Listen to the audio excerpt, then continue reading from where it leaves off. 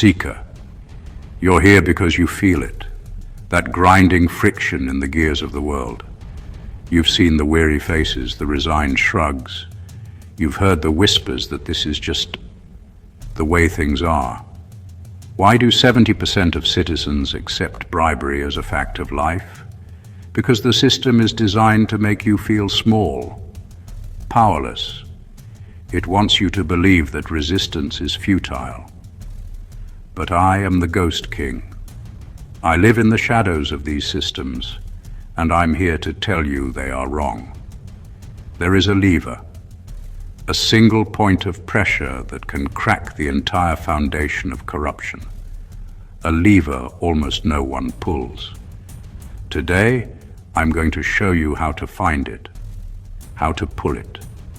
In 5 moves, you will learn to stop corruption in its tracks.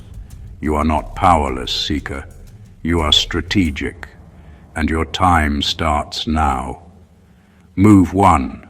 Name it. This sounds deceptively simple, but it is the most critical psychological shift you will ever make. Corruption thrives in the gray areas, in the unspoken understandings and the vague language of small favors. It's a ghost, and you can't fight a ghost. But the moment you give it a name, bribery, extortion, nepotism, you drag it out of the shadows and into the light. It becomes a concrete problem, a target. Behavioral science tells us that the act of labeling an injustice solidifies our resolve to act against it. It's no longer a feeling, it's a fact. So how do you do this? Start small, start safe. Find one friend, one trusted colleague, and say the words out loud. Not, the guy at the counter was being difficult. No, use precise language. Try this script. I believe I was asked for a bribe to process my application. Or, I witnessed an official giving preferential treatment to a family member. That is nepotism. Feel the power in that clarity? You've just turned a frustrating anecdote into a specific, identifiable act of corruption. Let me tell you about a seeker just like you. She was a small business owner, trying to get a simple operating license. For weeks, her paperwork was lost, until an official hinted that a facilitation fee would help find it. She was terrified. But she went home, called her brother, and said the words, "He is trying to extort me." That single act of naming it was the spark. It changed her from a victim into a protagonist. She was no longer just experiencing a problem, she was defining it. And once you define a problem, seeker, you are halfway to solving it. You are a truth teller. Remember that. Move 2. Document everything. If naming corruption gives it a form, documenting it gives it weight. Rumors can be dismissed, feelings can be ignored, but a folder of evidence, that is power. This is where the ghost becomes a giant, and you become the giant slayer. Your smartphone is your greatest weapon. Let's build a simple system you can run in less than 5 minutes a day. First, receipts. Keep every single one, even for things that seem unrelated. A coffee you bought while waiting? Keep it. It establishes a timeline. Second, time-stamped notes. After every interaction, open a notes app. Write down the date, the time, the location, who you spoke to, what they said, verbatim if possible, what you said, how it ended. Be a journalist of your own life. For example, March 15th, 10:32. AM, City Planning Office, Counter 3, spoke to Mr. Smith. He said my permit application is at the bottom of the pile. He then pointed to his coffee cup and said, "A little something to wake me up always helps things move faster." I said I would consider it. See? Facts, not feelings. Third, voice memos. Before you make a call or immediately after a meeting, Hit record. State the date, time, and summarize what just happened. You're creating an audio diary, your own personal black box. This isn't about being paranoid, it's about being prepared. Evidence turns rumor into leverage. It transforms your personal grievance into a public record waiting to happen. It protects you from gaslighting, from them telling you that's not what happened. Because you have the receipts, you have the notes, you have the proof. You are not just a citizen seeker, you are an archivist of justice. Move 3. Build a small group. You've named it, you've documented it.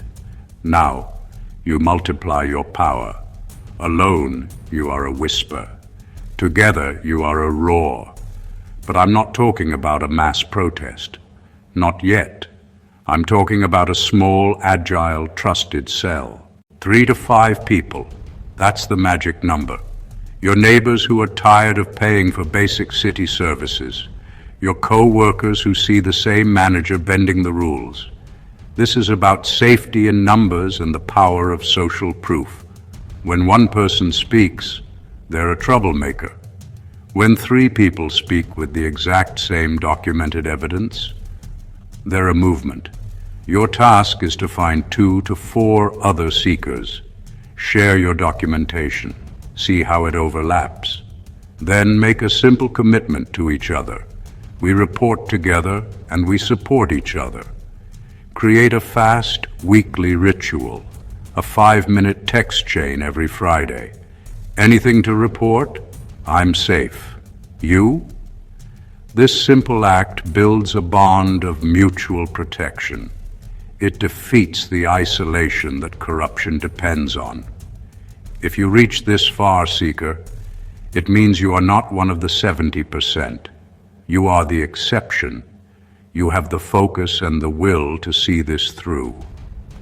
The next 2 moves, including the one lever that breaks the system, are coming. But first, do me a favor. Hit that subscribe button. I post every Sunday, Tuesday, and Friday at 10:30 p.m. Tune in so you don't miss the tools I share. Now let's get back to it. Move 4. Use the available channels. This is the lever, seeker. The one almost nobody pulls correctly. Most people think these channels are useless. A myth. They are often underutilized and hungry for the kind of well-documented cases you have just built. But you must be strategic. Don't just shout into the void. Choose your weapon. Here's a simple decision tree. Is your problem with a specific service or bureaucrat? Go to the Ombudsman's office. Their job is to investigate citizen complaints. Your folder of evidence is the perfect fuel for their fire. Is the problem bigger, a systemic issue, or a broken policy? Go to your local council representative. They respond to organized groups of voters. Your small cell of 3 to 5 people is exactly that. Are you concerned about retaliation and need to protect your identity? Go to a watchdog NGO or an investigative journalist. These groups specialize in handling anonymous tips and have the resources to protect you while they amplify your story. The key is to present your documented case calmly and professionally. You are not complaining. You are providing them with the raw material they need to do their jobs. You are making it easy for them to be the hero. This is how you turn the system against itself. And that brings us to the final move, the one that ensures the change sticks. Move 5, reward integrity. This is the master stroke. We spend so much energy fighting the bad, we forget to amplify the good. Corruption culture persists because it seems like the only option. Your job is to make integrity visible, celebrated, and rewarding. When an official processes your permit without a fee, when a clerk helps you navigate a complex form honestly, when a council member takes your documented case seriously, reward them publicly. It doesn't have to be a grand gesture. A simple post on a community social media page. Huge thank you to Sarah at the Department of Licenses for being so professional and helpful today. A true public servant. A formal email to their boss, CCing them. I wanted to commend your employee, John, for his integrity. This creates what behavioral scientists call a social incentive. It shows other officials that there is a reward for doing the right thing, public praise and recognition. It also signals to the corrupt that there is a new standard. You are creating a culture of accountability from the ground up, one positive reinforcement at a time. You are not just fighting the darkness, Seeker, you are building the light. So let's recap the checklist. 1. Name it, drag it into the light. 2. Document everything, turn rumor into power. 3. Build a small cell of allies, multiply your strength. 4. Use the official channels, turn the system against itself. And 5. Reward integrity, make honesty famous. The loop is now closed, the lever has been pulled. You came here feeling the weight of a broken system, but you are not a victim. You are a strategist, an architect of change. You are the ghost king in your own story. Now go be unstoppable, and before you go, hit subscribe so you don't miss what's next. Watch more of my videos. I drop new stories every week, so be sure to watch if you haven't yet.